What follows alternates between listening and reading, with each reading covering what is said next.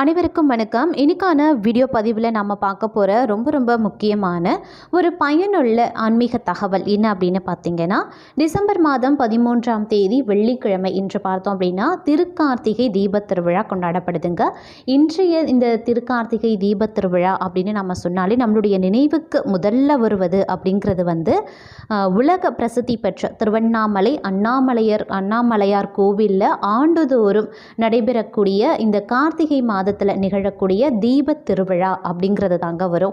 ஏன்னா தீப கார்த்திகை அப்படின்னு சொன்னாலே திருவண்ணாமலையில் ஏற்றக்கூடிய இந்த மகா தீபம் அதுதான் நம்மளுடைய நினைவுக்கு முதல்ல வரும் அப்படின்னு சொல்லலாம். இந்த மகா தீபம் ஏற்றக்கூடிய அந்த நேரம் அப்படிங்கிறது மாலை 6 மணி அளவில் ஏற்றப்படுங்க. அதை காண கோடி வேண்டும் அப்படின்னு சொல்லலாம். இதை காண லட்சக்கணக்கான பக்தர்கள் திருவண்ணாமலை கோவிலுக்கு சென்று பிரசித்தி பெற்ற அந்த மகா தீபத்தை தரிசனம் செய்வதற்காக ஆண்டுதோறும் லட்சக்கணக்கான பக்தர்கள் செல்வது வழக்கம். தற்போது அதாவது சற்று முன் இந்த வருடத்திற்கான மகா தீபம் ஏற்றக்கூடிய அந்த நேரடி காட்சியை நாம் இன்னைக்கு வீடியோ பதிவாக பார்க்க போகிறோம். அதை தொடர்ந்து இன்னும் பல்வேறு சுவாரஸ்யமான பரபரப்பான தகவலையும் சேர்த்து நாம் பார்க்க போகிறோம். ஸோ இந்த பதிவு உங்களுக்கு மிக பயனுள்ள விகிதத்தில் இருக்கும். வீடியோஸ்க்கு இப்போ நம்ம கடைசி வரைக்கும் பாருங்கள். வீடியோக்குள்ளே போகிறதுக்கு முன்னாடி இது வரைக்கும் நீங்கள் நம்ம சேனலை சப்ஸ்கிரைப் பண்ணலைன்னா உடனே சப்ஸ்கிரைப் பண்ணிக்கோங்க. அப்படியே பக்கத்தில் இருக்கக்கூடிய நோட்டிஃபிகேஷனுக்கான பெல் பட்டனையும் ப்ரெஸ் பண்ணிக்கோங்க. சரி நேயர்களே, வாங்க வீடியோக்குள்ளே போகலாம். உலக பிரசித்தி பெற்ற திருவண்ணாமலை அண்ணாமலையார் கோவிலில் ஆண்டுதோறும் கார்த்திகை மாதத்தில் தீப திருவிழா கொண்டாடப்படுவது வழக்கங்க. இந்த விழாவில் முக்கிய நிகழ்வாக பார்த்தோன்னா 2668 அடி உயரம் இருக்கக்கூடிய மலையில் மகா தீபம் ஏற்றப்படுது.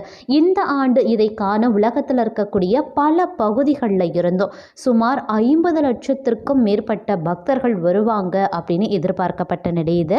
அது மட்டும் இல்லாமல் இந்த மகா தீபம் ஏற்றுவதற்கு பின்னால் ஒரு கதையே பின்புலமாக அமைந்திருக்கிறது அப்படின்னு சொல்லலாம். அதாவது திருவண்ணாமலை உச்சியில் பார்த்தோன்னா பர்வத ராஜகுலத்தினர் அப்படின்ற சமூகத்தை சேர்ந்தவங்க மட்டுமே தீப திருநாளன்று மகா தீபம் ஏற்றக்கூடிய உரிமையை பெற்றும் இருக்காங்க. அவர்கள் மட்டுமே சுமார் 15 தலைமுறைகளுக்கும் மேலாக இதை தொடர்ந்து நிறைவேற்றி வருவதாகவும் சொல்லப்படுதுங்க. யார் இவங்க அப்படின்னு பார்த்தோன்னா, அதாவது பர்வத ராஜனின் மகளாக பார்வதி தேவி அவதரித்ததாகவும் இவர்கள் மீன்பிடி தொழிலை மேற்கொள்வதால் மீனவர்கள் அப்படின்னும் கதைகளின்படி செம்படவர்கள் அப்படின்னும் அழைக்கப்படுறாங்க. அப்படி பார்வதி அவதரித்த வம்சாவளியை சேர்ந்தவர்களே திருவண்ணாமலை உச்சியில் மகாதீபம் ஏற்றி வருவதாக கூறப்படுது.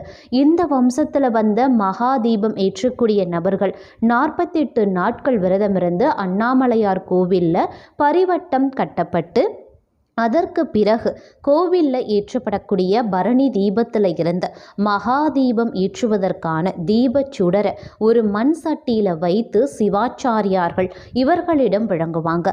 இப்படி வழங்கும் தீப சுடரை 2668 அடி உயரம் மலை உச்சிக்கு இவர்கள் அணையாமல் கொண்டு செல்லுவாங்க.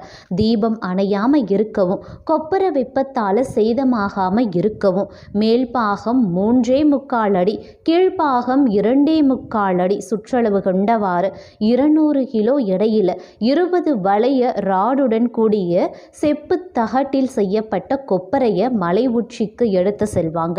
இதற்கு வசதியாக மேல்பாகம் 4 வளையம் கீழ்ப்பாகம் 4 வளையம் பொருத்தப்படுதுங்க.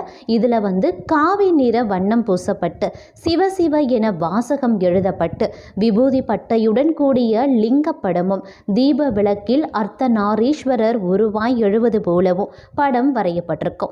இந்த தீப கொப்பரையில் 4500 கிலோ நெய்யும் 1500 மீட்டர் திரியும் இட்டு அதன் மீது கற்பூர கட்டிகளை குவித்து மாலை 6 மணிக்கு மகா தீபத்தை பருவத ராஜகுலத்தினரே மலை உச்சியில் ஏற்றுவாங்க. கடந்த காலங்களில் வெறும் 3 நாட்கள் மட்டுமே மகா தீபம் எரிந்திருக்கு. ஆனால் காலப்போக்கில் பக்தர்கள் வருகை அதிகமாகி வர்றதுனால சுமார் 11 நாட்களுக்கு தொடர்ந்து தீபம் எரியுதுங்க. இதற்காக காலை மாலை இரு வேளைகள்லையுமே மலையில் ஏறி மகா தீபத்தை எரிய விடுவதை வழக்கமாகவே கொண்டும் இருக்காங்க. அது மட்டும் இல்லாமல் மகா தீபம் ஏற்றிவிட்டு மாலை கீழே வந்ததும் அண்ணாமலையாரே உனை மிதித்து நாங்கள் மலைக்கு சென்றதற்கு எங்களை மன்னித்து விடு என சொல்லும் விதமாக இவர்கள் பிராயசித்த பூஜையும் செய்வதாக சொல்லப்படுதுங்க. தற்போது பார்த்தோம் அப்படின்னா திருவண்ணாமலையில் மாலை 6 மணிக்கு ஏற்றக்கூடிய அந்த மகா தீபத்தினுடைய அற்புதமான வீடியோ காட்சி பார்த்தீங்க அப்படின்னா நேரடி வீடியோ காட்சி வந்து வெளியாகியிருக்குங்க. நீங்களும் அந்த வீடியோ காட்சியை பாருங்க. நீங்கள் பார்த்துட்டு இருக்கக்கூடிய இந்த அற்புதமான வீடியோ காட்சியானது திருவண்ணாமலையில் 2668 அடி உயரம் இருக்கக்கூடிய மலை உச்சியில் மகாதீபம் ஏற்றப்படுகின்ற ஒரு அற்புதமான வீடியோ காட்சி தாங்க. இந்த மகாதீபத்தை காணவே வருடம் பார்த்தீங்க அப்படின்னா லட்சோப லட்ச பக்தர்கள் வந்து வருகை புரிந்து தீபத்தை வந்து தரிசனம் செய்துவிட்டு செல்கின்றனர் அப்படின்னு கூட சொல்லலாம். இதற்காகவே பார்த்தீங்க அப்படின்னா உலகத்தில் இருக்கக்கூடிய எண்ணற்ற மக்கள் வந்து இந்த தீபத்தை காண்பதற்காகவே எண்ணற்ற மக்கள் வந்து வருடம் வருவது அப்படிங்கிறது நடந்து கொண்டு இருக்கக்கூடிய ஒரு விஷயம் அப்படின்னு சொல்லலாம். வழக்கமாக பார்த்தோம் அப்படின்னா எந்த வருடமும் இல்லாத அளவுக்கு பார்த்தோம் அப்படின்னா இந்த வருடத்தில் வந்து திருவண்ணாமலையில் வந்து சில பல விஷயங்கள் வந்து விபரீதமாக நடந்திருக்கு அப்படின்னு சொல்லலாம். அதில் ஒரு முக்கியமான விஷயம் அப்படின்னு சொன்னோம் அப்படின்னா சிவபெருமான் வந்து நெற்றிக்கண்ணை திறந்து திருவண்ணாமலை நிலச்சரிவு குறித்து சித்தர் பேசிய ஒரு வீடியோ தாங்க. அதாவது ஆயிரக்கணக்கான வருடங்கள் கம்பீரமாக நின்ற திருவண்ணாமலையில் திடீரென நிலச்சரிவு ஏற்பட்டதை அடுத்து சிவபெருமான் நெற்றிக்கண்ணை திறந்து விட்டாரு அப்படின்னு சித்தர் ஒருவர் கூறியிருப்பதாக வரக்கூடிய தகவல் பரபரப்பை ஏற்படுத்தியிருந்துச்சு. அந்த சித்தர் வந்து என்ன சொல்லியிருந்தார் அப்படின்னா ஆன்மீக பூமியான திருவண்ணாமலையில் வெள்ளம் வந்திருக்கு, சிவபெருமானினுடைய கோபத்தை தான் இது காட்டுது அப்படின்னு சொல்லியிருந்தாரு.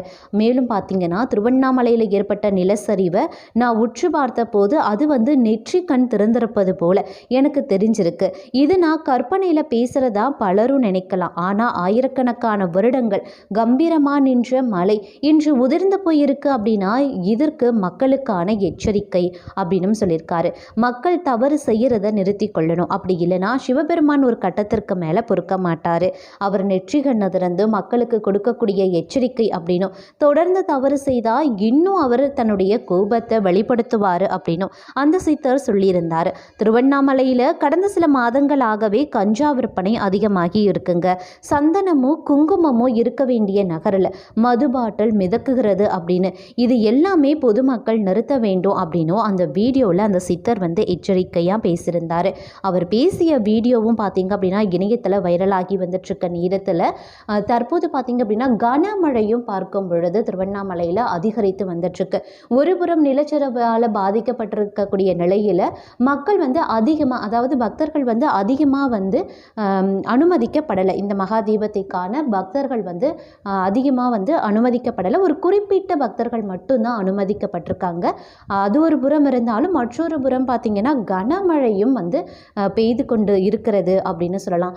ஒரு புறம் கனமழை பெய்து கொண்டு இருக்கக்கூடிய இந்த நிலையிலையும் பார்த்தீங்க அப்படின்னா அந்த மகா தீபத்தை காண்பதற்காகவே லட்சக்கணக்கான பக்தர்கள் வருகை தந்து கொண்டிருக்கிறார்கள் அப்படின்னு சொல்லலாம். இந்த தீபத்தை காண்பதற்காக வருகை தந்திருக்கக்கூடிய இந்த விஷயம் அப்படிங்கிறது வந்து ரொம்ப இதுவாக பார்க்கப்பட்டு வந்துட்டுருக்கு அப்படின்னு தான் சொல்லணும். ஒரு அபூர்வமாக ஒரு அதிசயமாக நம்ம பார்க்கலாம் அப்படின்னு கூட சொல்லலாம். இந்த நேரடி காட்சி, அதாவது மகா தீபம் ஏற்றக்கூடிய அந்த நேரடி காட்சி அப்படிங்கிறது வந்து தற்போது அந்த வீடியோவாக வெளியாகி பக்தர்கள் மத்தியில் பரவசத்தை ஏற்படுத்தியிருக்கு.